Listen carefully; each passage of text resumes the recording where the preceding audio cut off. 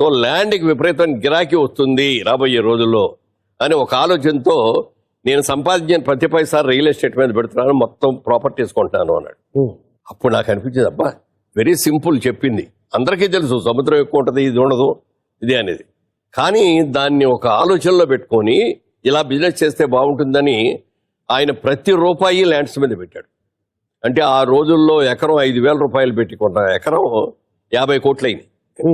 ఆ విధంగా చూసుకుంటే భారతదేశంలో అమితాబ్ బచ్చన్ కాదు, ఇంకోళ్ళు కాదు, హయ్యెస్ట్ రిచెస్ట్ పర్సన్ ఎవరంటే భారతదేశంలో సినిమా ఇండస్ట్రీకి సంబంధించి శోభన్ బాబు గారు. సో అదే ఫాలో అయ్యారు మీరు కూడా? దాన్ని ఫాలో అయ్యాను. అది చెప్పిన తర్వాత అది నాకు నచ్చింది. హైదరాబాద్ కూడా వచ్చాం కదా, బిజినెస్ చేద్దామని అనుకుంటే ఫ్రెండ్స్, నీలాంటి ఫ్రెండ్స్ అందరూ వచ్చేసి, మురళీమోహన్ గారు మీకు చాలా మంచి పేరు ఉంది, మీరు వచ్చి రియల్ ఎస్టేట్లో కనుక దిగారు అంటే ఇది అందులో మోసాలు, రౌడీయిజంలు చాలా ఉంటాయండి, మీ మెంటాలిటీ